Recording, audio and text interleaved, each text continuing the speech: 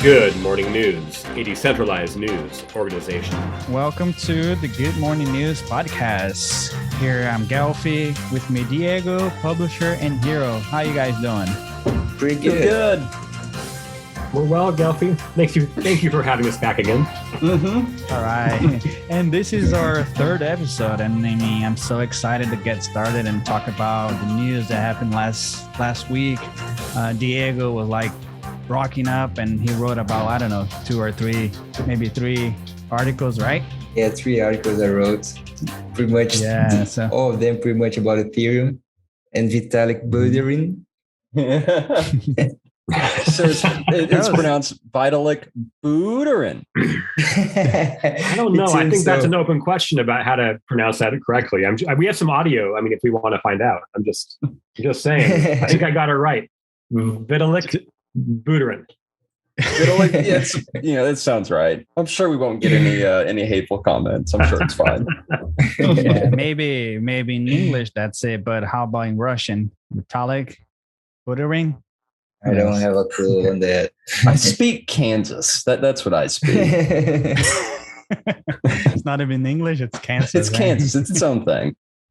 All right, Diego. Why don't you talk about how like what made you write these articles? Was it like hard? What can you tell the audience like that wants to write this kind of articles? What would you advise them? Well, I don't know what happened last week, but I was really inspired. And yeah, the last week, the week before the article that I wrote was the first week that Ethereum went to a deflationary policy, and we were talking about that since the IP 1559 came alive more than a year ago, but it was just theory until last week. And now there's less ETH around that it used to be. And this is really important basically for the price of the assets. And yeah, it's happening. And everybody knows that I love Ethereum, right? People can tell by your avatar, huh? Yeah, the Ether King. It's not the Ether King. What is it? It's Lord Ethan.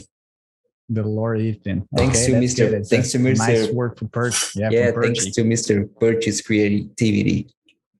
Talking about Perchy, though, I mean, I think he listens to our podcast. Maybe a publisher can talk about what's the negotiation with Perchy going on. How is it like progressing? Oh, so we might have a little bit of alpha to spill here. I don't even know if I'm allowed to say this, but I'm going to say it anyway. So everything is moving forward with Perchy's comic book store. What I am in the process of figuring out now is how to airdrop every single chippy holder a brand new NFT of Perchy's comics. So that we're working on a new Merkle Tree airdrop that'll hopefully deploy all these NFTs to everybody who currently holds a chippy. So that's exciting. And then of course, people will be able to come to the comic book store and mint one if they so desire after that as well. But yeah, if you hold the chippy, you will be getting airdropped a comic NFT, which is very exciting. Oh, come on, publisher.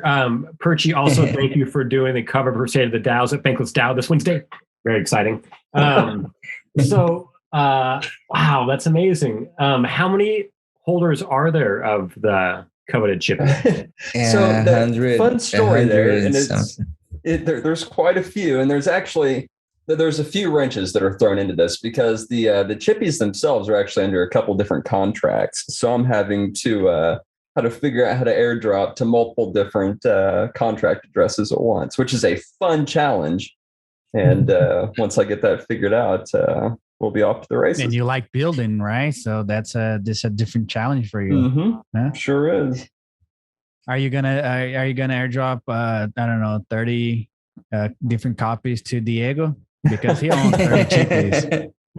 So 30 different ones. Huh? You're right. Actually, you're absolutely right. In this situation, the way that I'm thinking about building this, yes, Mr. Diego would get 30 different airdrops. He certainly would.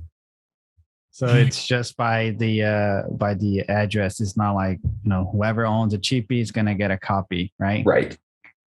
So we'll was the Diego article, was it like chosen to be and then a special edition? Oh, issue 69. Yes, issue 69 was that vote went through unanimously. I think I can't remember what the exact vote was. I have to check, but it's Burn Mother Ether Burn. Yep. I love the title. Mm-hmm. I didn't choose it, but I love it. Who made that title up? Was it you? I believe it was Mr. Hero, no? I don't know, maybe. Honestly, like after we're up to like 73 or 74, of these things. And at some point you sort of forget what you've done. I don't remember if it was me or publisher or TrueCat or what. It was the team is who it was. Yeah. That's kind of it. And we kind of workshop them, right? I mean, sometimes like when you're writing or before you write or after, the headline comes to you, like you just, it, right? And it works. And everyone's like, all right, that one. But I would say probably more often than not, it's like you come up with, an okay headline, and then, you kind of talk about it in the channels, and then normally somebody has a better idea, right? And you kind of know when it's a better idea. You feel it. And so yeah, I don't know who came up with that one, but headline writing is like it's a different skill. And helping to push out content for Medium now at Bankless DAO. Frank America has been very patient and encouraging me to kind of learn how to think about sort of titles and subtitles and the way they interplay, and then the way they sort of work for SEO and things like that. And so I'm trying to up my headline, title, subtitle game a little bit, but it's a little bit different way of thinking than writing, and particularly writing for the news. It's got to be quippy. It's got to be a little bit witty, but it also sort of has to get to the gut essence of what you wrote, And so it's a different skill, guys. It's super fun. And I kind of feel like the collective power of GMN is better than any individual idea. Although, guys, sometimes I'm telling you, like, you just know what you want to say, and you're right, but not usually. It's funny. The headlines, I think, tend to go through the exact same process and refinement that the stories do, right? Or stories get written and they go through the process of going through the editors and going through graphics and all that. But then so do the headlines, right? They have kind of their own little separate adventure that they take through GMN, which is pretty exciting and a lot of fun too. I think that's probably my personal favorite part of what we do, is coming up with those headlines. And, because it's the attention grabber, right? Hopefully it's that thing that when people see it on Twitter or something, they're interested, and then they want to go and explore GMN more and find out what the story is. Yeah. Awesome. I was going to ask you about the process, about like, what is it, how to start it, writing and then publishing.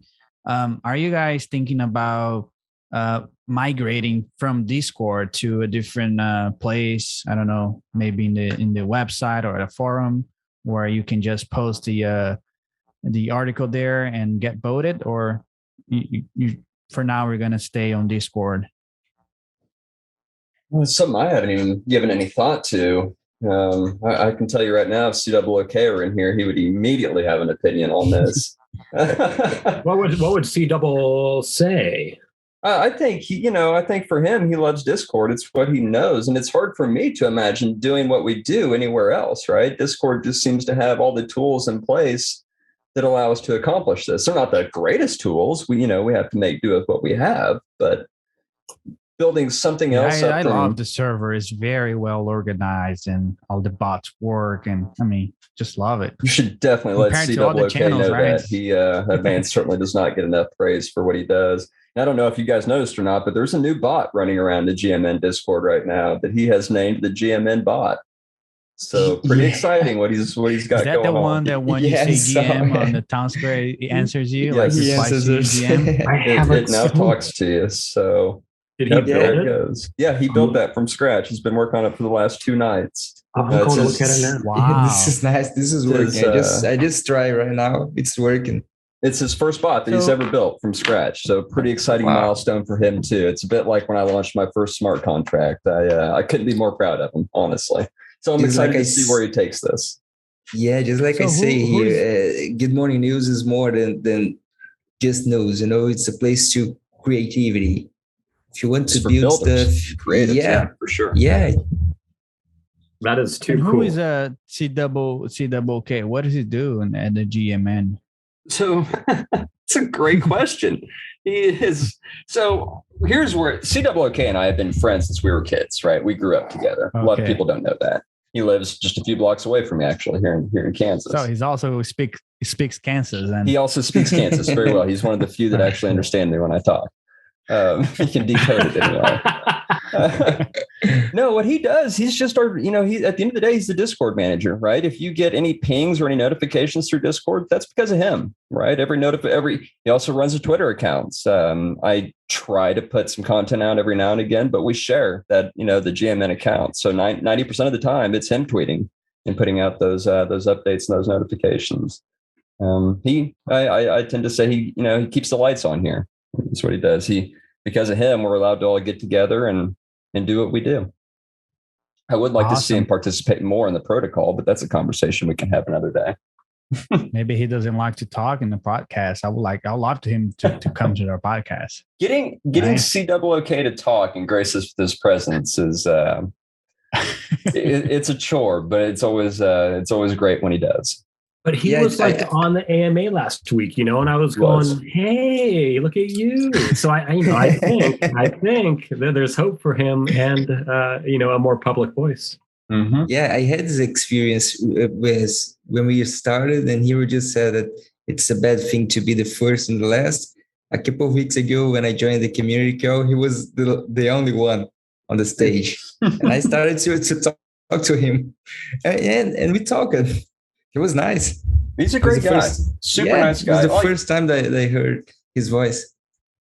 I think very much like me, it takes a little bit for us Kansans to come out of our shell. I think we gotta feel like we really know you before we start to talk to you. Okay, it's fair. And Kansans. I was going to ask you, how about Katrina? What is her duty there? What's she doing in the Good Morning News? Hero, I'm stuffing my face with some tacos. You wanna field this question for me, Ben? Oh gosh, I'm actually enjoying this. I got to sit back and like pretend I'm an audience member. This is cool. Yeah, Katrina. Katrina is, nominally she is, the editor of, I would say the editor of Good Morning News. I have an editor-in-chief title. Whatever is like that title, but for someone who's a better editor than I am is the title that she has. But I think she just calls herself title or editor. I can't tell. But she does that, and she's got a really wicked sense of humor. So she's also kind of like a little culture engine behind the scenes there. And I don't know. What is she? Besides, she's, a core contributor. She's our main editor. She's family, buddy. She's family. She is bringer of fun and laughs. And she's family. Yeah, exactly, Pub. So that's the truth, though. She edits things. She's written one or two things.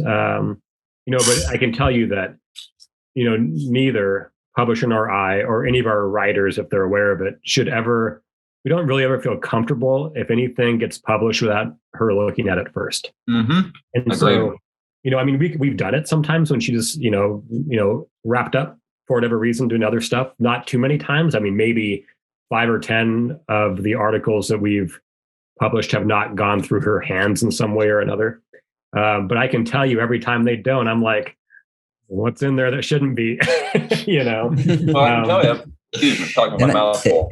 And I can say that I love when she do the voiceover. I like her accent. Yes, that's the other part too, right? She lends that beautiful Aussie voice, to the voiceover. The English accent.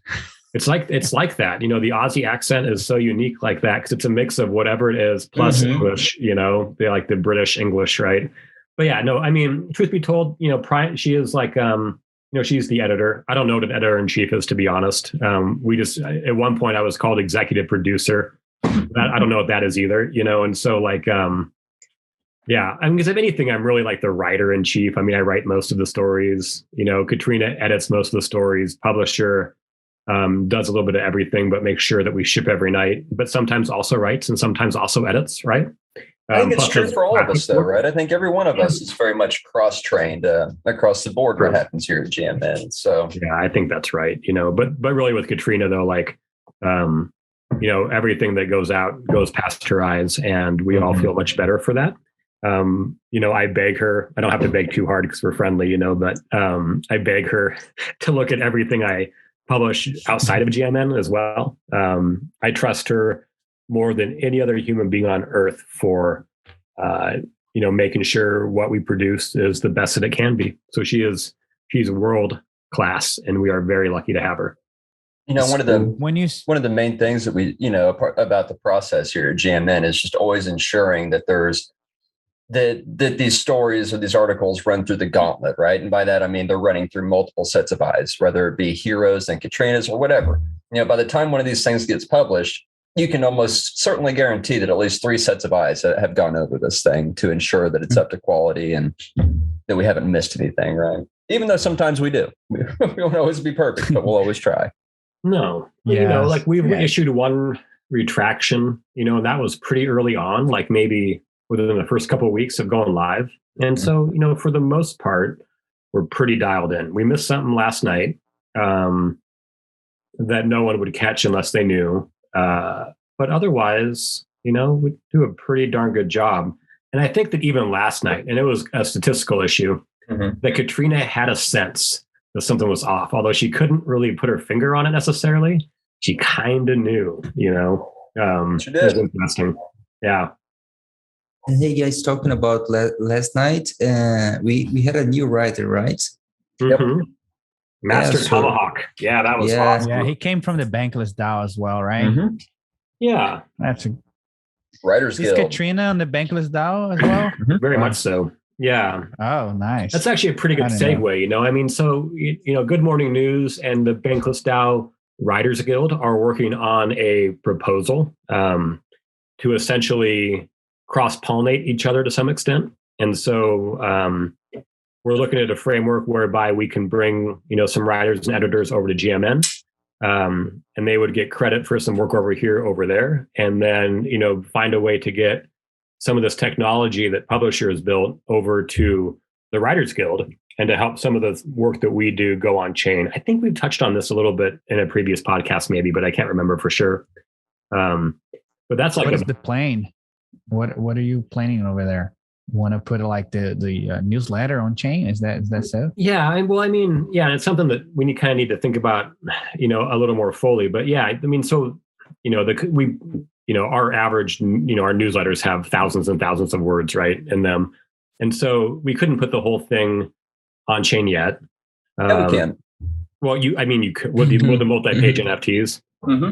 Yeah, you're right. You could technically do it, but you have some centralization concerns related to that, right, publisher? So, yeah, there are some centralization concerns. We don't need to get into the weeds on that. That can be something more for us technical core team folks. But yeah, there are certainly some centralization concerns with that particular file format. But nonetheless, multiple page NFTs are doable.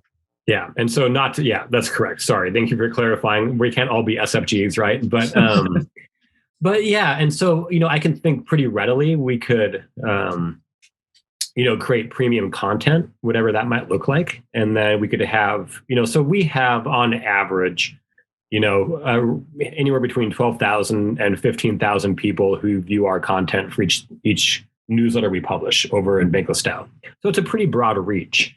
And I think within that subset, there's a subset of people who'd be willing to essentially mint a subscription to some kind of premium content, or maybe just the content we already ship, but it being on chain, is kind of exciting, right, and kind of edgy. And so maybe they would be willing to mint a subscription to that, and then we could bring the protocol over and then put some of the content on there. Now, how do you choose that? Do you make it premium or not? All of that. We're kind of working through that with the coordinator of the Writers Guild Nonsense, who's a great, brilliant dude and a developer in his own right. And so, we're just kind of feeling it out. And we have a lot of words on paper that we put down the last week. And I think that another couple of weeks, we'll have a really good sense of what this partnership may look like. So it's a super exciting development for the GMN and for the Writers Guild. And to answer your question, TrueCat, super active over there. And, anything that is, she does a lot of editing for client services, which is sort of our the only thing that generates a real profit besides the newsletters and the entire DAO, different story. And that's not really a true statement. That's not a true statement, but it's a statement as a writer, I feel proud to say, even if it's a lie. But it's the moneymaker, right? It's the bread and butter over there. I think that the newsletters and the client services, they make money consistently and regularly, and that's nice for us and nice for the DAO in general. But TrueCat is kind of the main editor for client services in addition to Frank America, and again, like, it's just another point of that people deeply trust her skills and don't want things to pass through the DAO necessarily without her looking at it. So Hero, I want to jump in here real quick, buddy. Something that occurred to me that I meant to say to you earlier was when it comes to this partnership between GMN and the Writers Guild, one of the things that I think that could really help in thinking about this partnership is, much like how podcasts, they'll distribute on Spotify and YouTube both, right? You try to hit all those different outlets. I would like to see the Writers Guild utilize GMN in much the same way, right? Where you're still putting content out on Mirror and your other platforms like Substack and stuff, but just using these Web3 tools is just another way to distribute your guys' product. That's exactly right. Yeah. Yeah. I mean, that's it. Period. Right. So, I mean, but it is like, what kind of content do you want to put in there? Do you want to make it premium? And like, I'm not a big fan of the premium subscription model generally, so I'm kind of hesitant for that. Do you make it graphics? I mean, you do like a Perchy comic, but you make it subscription based through there? That's kind of weird too. So I don't know. Well, we've got to kind of feel it out and figure it out. Hey, Hero, just changing some subject here. I was going through the DAOpunk's DAO, and I noticed someone asked you how to go full DAO. And you're like, okay, first I put 18 hours when I started. I wanted you to talk a little bit about that. So people are listening, wanting to get full DAO. Yeah, full DAO, yeah, sure. So it's interesting. I mean, actually, I'm talking with another, guy tomorrow who's a great guy about how to do full-time DAO. It's interesting. And so, the way I did it is probably not the best for everybody, but I can tell you my story real brief. I mean, yeah. So I started out by working all waking hours, right? To the point, eventually after 3 months, you're like, oh my God, what did I just do? But yeah, I mean, so like for me, and maybe it's different guild by guild. I don't really know, to be honest, but it seems to me like, here's what works is you get into the DAO. You think like, what are your core competencies? For me, I can write and edit. I used to be a lawyer, so I jumped in the legal guild too. Although all I do really there is, kind of coordinate the newsletter. But get real active quick. Overcommit like big time, and then work your way out of the overcommitment. And don't ever ask for anything. Just agree to do things. Do your best work. Work hard. And then at some point, like, and that includes like, attending all of the synchronous meetings. So everything that's a voice chat, attend them, raise your hand and offer your opinions, even if they're ill-formed or if they're bad, or even better, if they're good, be active in the Discord channels, post a lot, reply to people, just show that you're really engaged. One of the things that people don't do is kind of like build personal relationships through DMs. And so like, if somebody makes a comment at a sync or async way, and you find it intriguing in some way, follow up in a DM and start chatting them up a little bit. And, you start building these relationships, and you're sort of, I hate the term networking really, although it's pretty accurate. At some point your network grows and you kind of are nurturing these relationships along, and, opportunities begin to open, and as long as you are kind of humble, but also work hard, people start asking to do more things, and you start doing more things, and you find yourself like working 18 hours a day, right? I mean, that's fine. But at some point, like the work and the effort, I mean, like literally pays off to where you get, different responsibilities that remunerate well. Whether that's going to be in stable coins or in, bankless style, the native governance token, or in ETH or in whatever. So it's a lot of hard work at first. And it's a lot of hard work still. I mean, I might have gone, I probably work 14 hours a day now instead of 18, but like, it's not as hard every day. Like Saturday, I barely worked, and Sunday, maybe I put in 8 or 10 hours, but that almost feels like a vacation. I mean, to be honest, and so like, I don't know how else to do it without putting in the time and effort.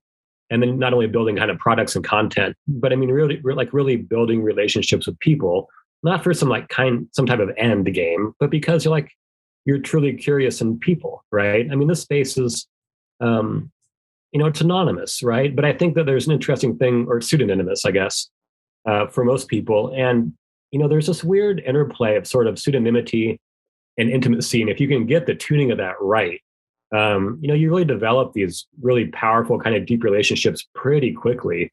Sometimes I've analogized it to like a Band of Brothers war type setting, not because we're certainly in danger like war, but because you're sort of on the edge and you're kind of operating with uncertain facts and uncertain environment with uncertain outcomes. And if people jump into the DAO full time or even part time for some hope of money or remuneration or wealth, I mean, they're never going to make it. Like, they're just not, right? And so you're here because you want to be, because you want to contribute, because you feel like an overwhelming fire burning passion to build stuff. And so, yeah, I mean, work really hard, take the time to meet people, and then, don't be a jerk, right? I mean, be open-minded. Everybody here is smarter than you are for the most part. Like somebody, I think it was True Cat, who told me, like, when we first met, this is where all the smart people went.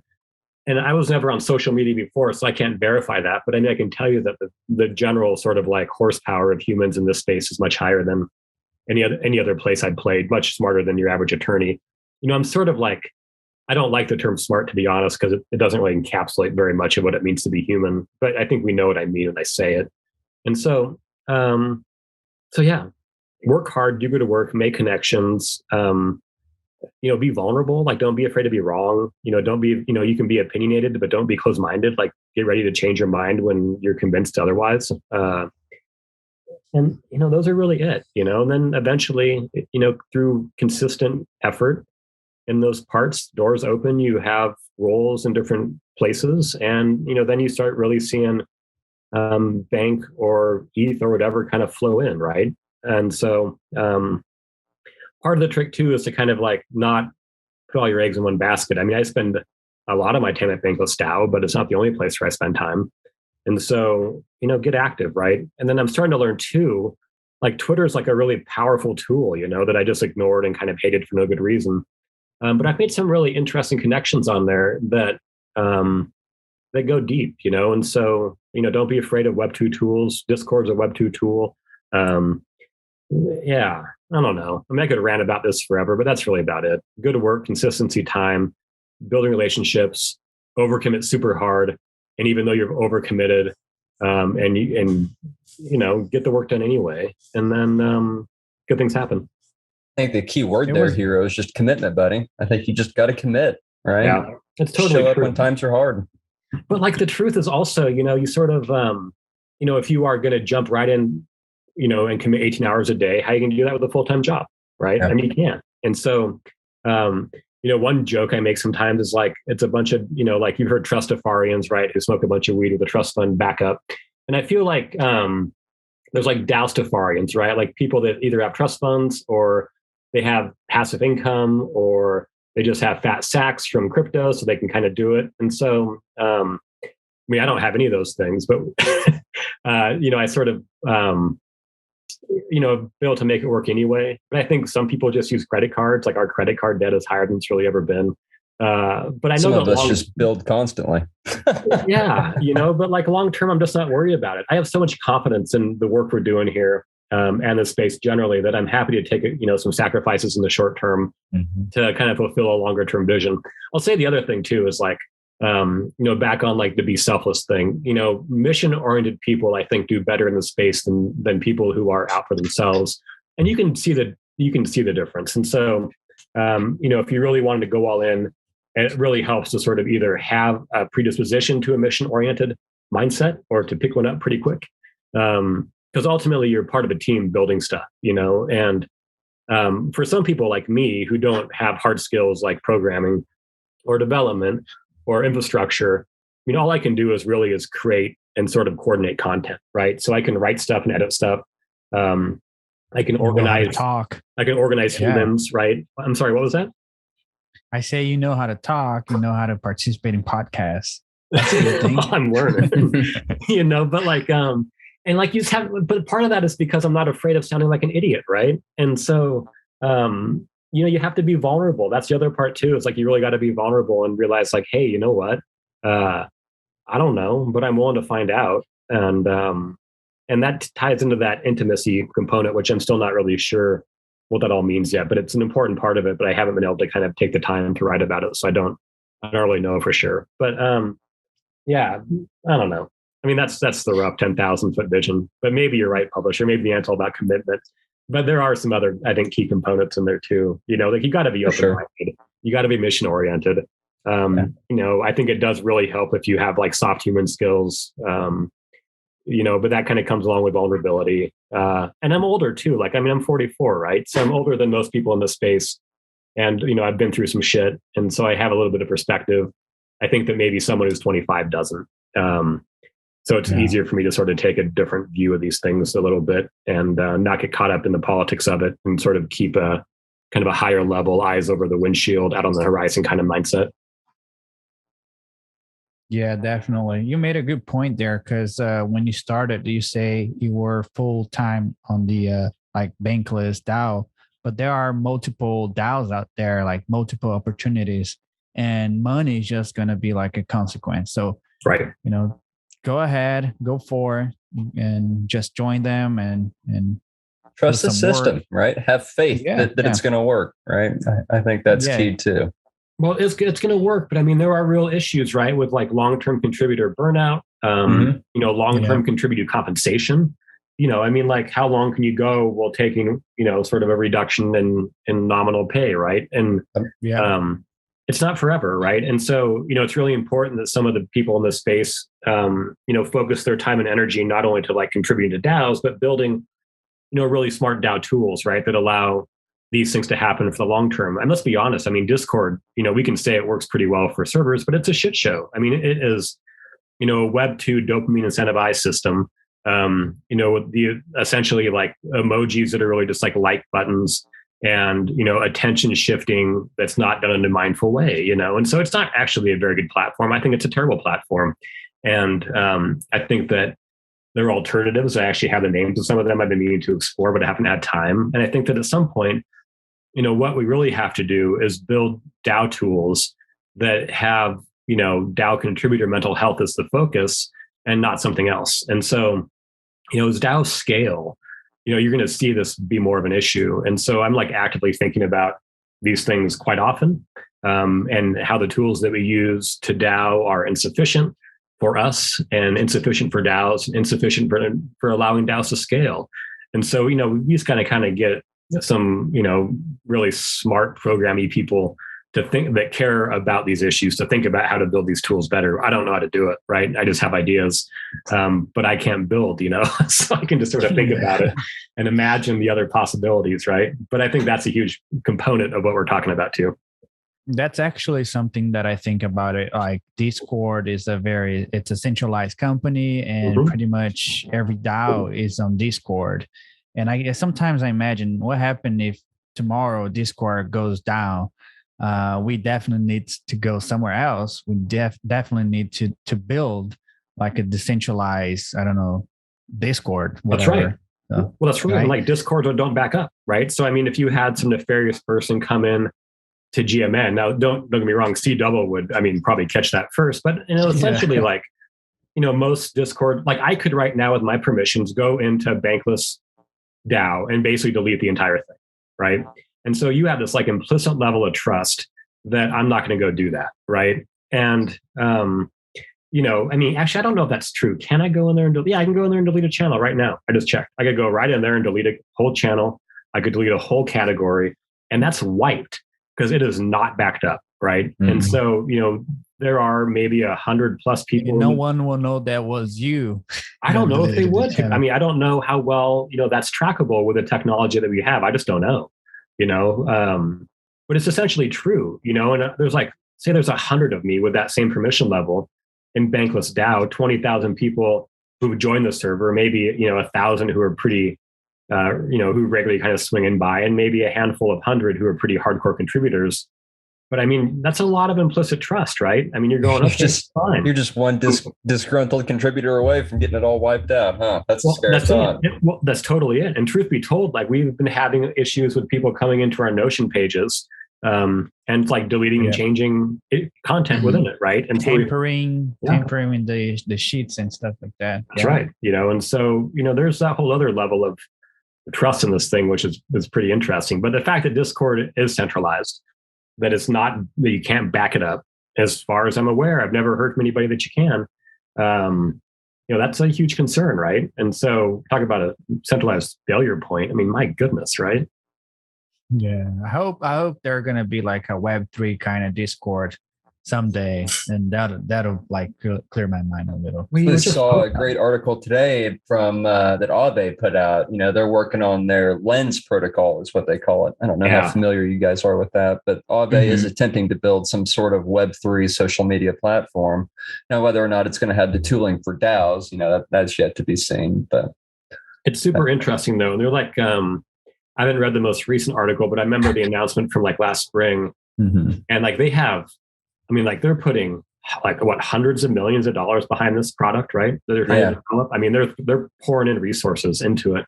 It would be hard to imagine that it wasn't something that we'd want to use, but you just never know, right? I'm curious. Is there a beta out of that thing yet? Do we know? Not that I'm aware of. I think today's announcement was saying something about it. Let me pull it up. There is already a kind of decentralized Twitter called gm.xyz. There's a couple of them, right? There's like a Mastodon one that a lot of people talk about. Yeah, it's something like, but it's not designed for DAOs. Traction. Yeah, and it's not designed for DAOs, so it doesn't solve the problem, right? Well, it makes you wonder. I mean, so that's part of another question, right? Like, what do DAOs need? I mean, do DAOs know what they need? Does anybody think about what DAOs? I mean, like we are so used to working in Discord. I mean, if you were to design, an asynchronous/synchronous collaboration tool from scratch, what does it look like? You know what I mean? And it doesn't look. But I bet it doesn't look like this. These kind of linear channel arrangements and sort of like cut off pods and this and that. I mean, imagine like this, for example. What if you could design?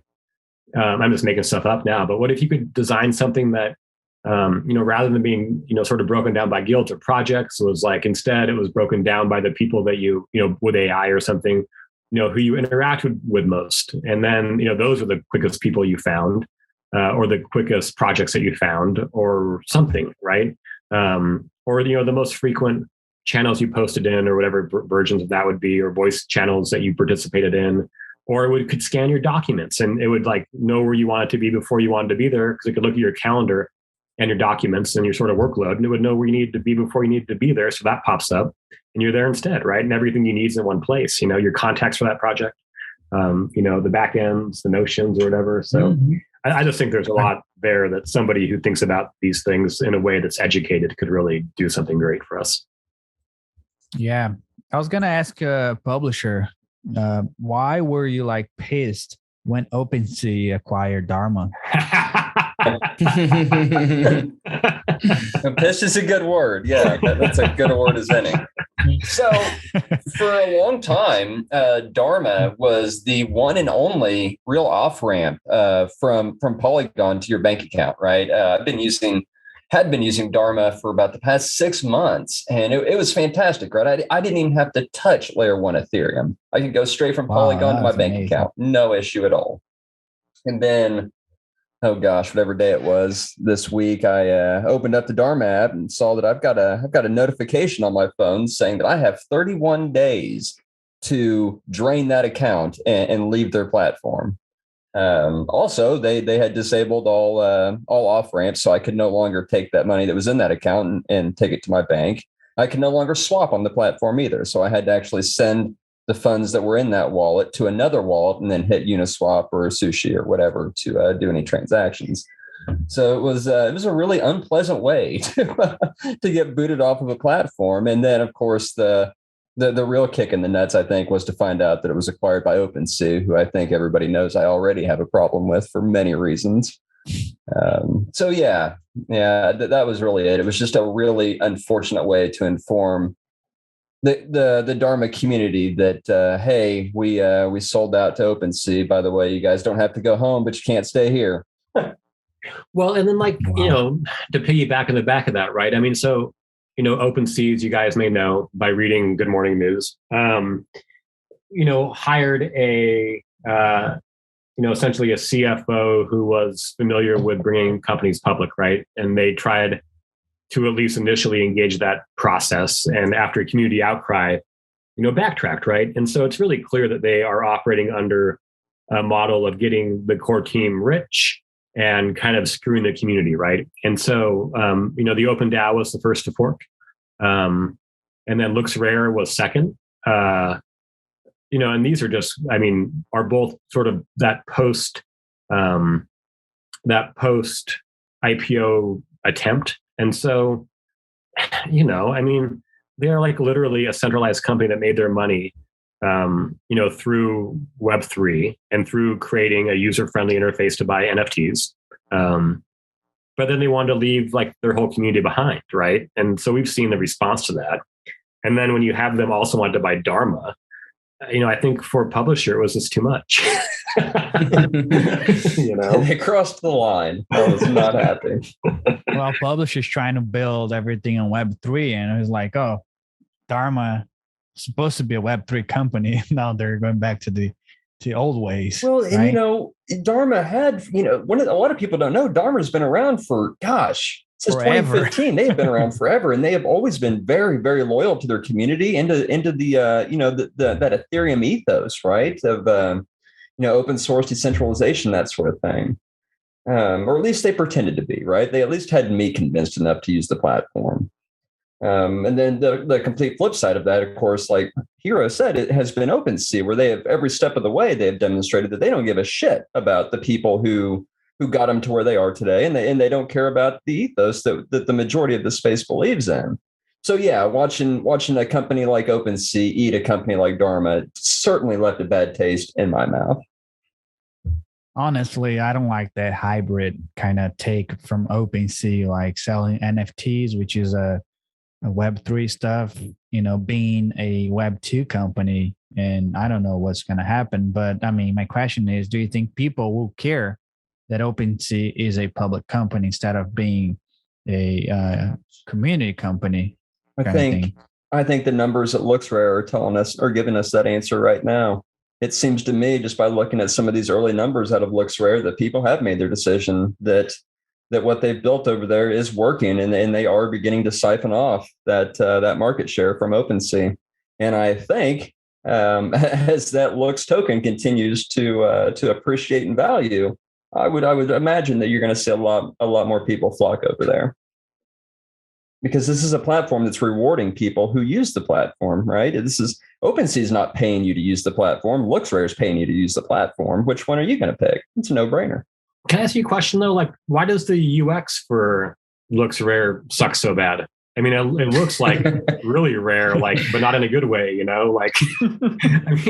couldn't they have done that better? They could have. That's a rhetorical question, but absolutely. Why? And you gotta believe that they will, right? You gotta believe that over time, because first of all, this was a rush to market for them, right? I have no idea how quickly they raised capital, but it seemed like it was in a matter of weeks, right? This protocol and this group or this team really came out of nowhere.